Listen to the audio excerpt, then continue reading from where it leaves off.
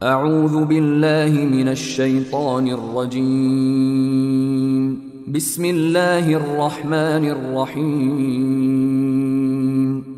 اور اللہ کے پاک پیغمبر جناب نبی کریم صلی اللہ علیہ وسلم بھی فرما رہے ہیں کہ سارے اعضاء کا دار و مدار، سارے جسم کا دار و مدار وہ دل پر ہے۔ اب یہ روحانی اعتبار سے ہے، نیکی کے اعتبار سے ہے، اچھائی کے اعتبار سے ہے کہ اگر دل اچھا ہے، نیک ہے، صاف ہے تو سارے اعضاء اچھے ہیں، نیک ہیں، صاف ہیں۔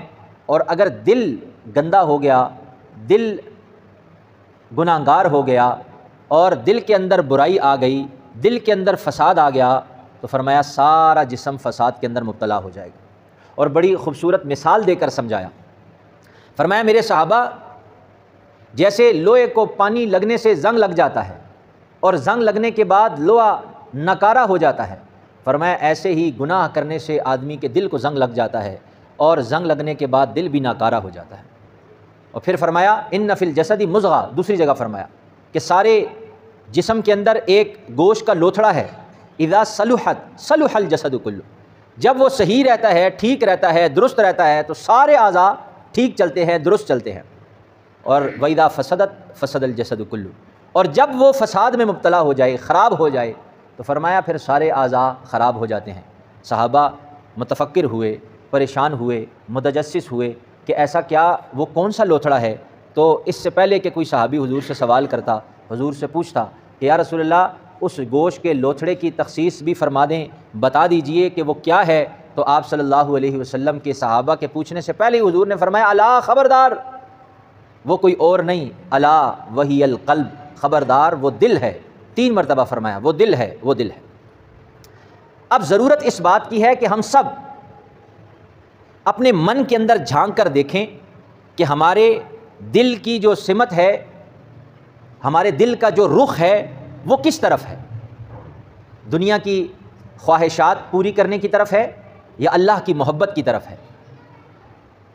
اب دل کی گاڑی کس رخ پر چل رہی ہے، کس طرف جا رہی ہے، اس کو جھانکنے کی ضرورت ہے۔ اور اس وقت جو معاشرے کے اندر فساد عام ہے، میں یہ سمجھتا ہوں اس کی بنیادی وجہ، اس فساد کی اصل جڑ وہ انسان ہے، اور انسان فساد میں تب مبتلا ہوتا ہے جب اس کا دل فساد میں مبتلا ہو جائے۔ جب دل فسادی ہو جائے تو انسان بھی فسادی ہو جایا کرتے ہیں، دل جب نیک ہو جائے تو انسان بھی نیک ہو جایا کرتے ہیں۔ اب اس دل پر محنت کرنے کی ضرورت ہے۔ دل کی طرف جھانک تو لیا، دیکھ بھی لیا، رخ اس کا باطل خواہشات کی طرف ہے، تو اے اللہ اس دل کو ہم تیری محبت کی طرف کیسے پھیریں؟ ایسے کیا عمل کریں، کون سا کام کریں کہ ہمارے دل آپ کی محبت کی طرف، نبی اکرم صلی اللہ علیہ وسلم کی محبت کی طرف پھر جائیں؟ حضور علیہ الصلوۃ والسلام جب تشریف لائے، جہالت کا دور تھا، جاہلیت کا زمانہ تھا، اور پھر جب حضور کو نبوت ملی اور اللہ کے نبی صلی اللہ علیہ وسلم نے آغاز کیا، کلمے کی ابتدا کی اور لوگوں پر محنت کرنا شروع کی، تو وہ محنت ان کے دلوں پر تھی، اور اس محنت کے نتیجے میں جو افراد تیار ہوئے ان کو صحابہ کرام رضوان اللہ تعالیٰ علیہم اجمعین کہا جاتا ہے۔ وہ جماعت صحابہ تیار ہوئی۔ آپ صحابہ کی پوری جماعت اٹھا کر دیکھیں، ان کے دلوں کے متعلق اللہ گواہی دے رہا ہے۔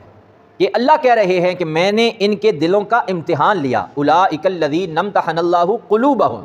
اب یہاں بھی اللہ سبحانہ وتعالیٰ کہہ رہے ہیں دل کا امتحان لیا، یہ نہیں کہا کہ ان کی آنکھوں کا امتحان لیا، ان کی زبان کا امتحان لیا، ان کے دماغ کا امتحان لیا، ان کے دیگر اعضاء کا امتحان لیا، یہ نہیں کہا۔ کیوں؟ اس لیے کہ سارے اعضاء تابع ہیں دل کے۔ میں نے عرض کیا دل ٹھیک تو سارے اعضاء ٹھیک، دل ٹھیک تو آنکھیں بھی صحیح دیکھیں گی، دل ٹھیک تو زبان صحیح بولے گی، دل ٹھیک تو کان صحیح سنیں گے، دل ٹھیک تو پاؤں صحیح چلیں گے، سارے اعضاء صحیح چلیں گے، دماغ صحیح سوچے گا۔ دل ہی خراب ہو تو پھر سارا معاملہ خراب۔ تو اللہ سبحانہ وتعالیٰ فرما رہے ہیں میں نے امتحان لیا۔ کن کا لیا؟ صحابہ کرام کا لیا۔ کس عضو کا لیا؟ کہا دل کا لیا۔ اولئک الذین امتحن اللہ قلوبہم۔ امتحان کے بعد نتیجہ کیا نکلا؟ تو نتیجہ بھی اللہ نے بتا دیا۔ نتیجہ یہ نکلا کہ ان کے دلوں سے صرف تقوی ہی نکلا۔ وَكَرَّهَ إِلَيْكُمُ الْكُفْرَ وَالْفُسُوقَ وَالْعِصْيَانَ أُولَئِكَ هُمُ الرَّاشِدُونَ۔ یہ اللہ کہہ رہے ہیں کہ میرے پیارے پیغمبر نے ان کے دلوں پر ایسی محنت کی، ان کے دلوں میں ایسا ایمان کا نور منور ہوا، اللہ اور اللہ کے رسول کی محبت ایسی بیٹھی، ایسی پیوست ہوئی کہ وَكَرَّهَ إِلَيْكُمُ الْكُفْرَ وَالْفُسُوقَ وَالْعِصْيَانَ۔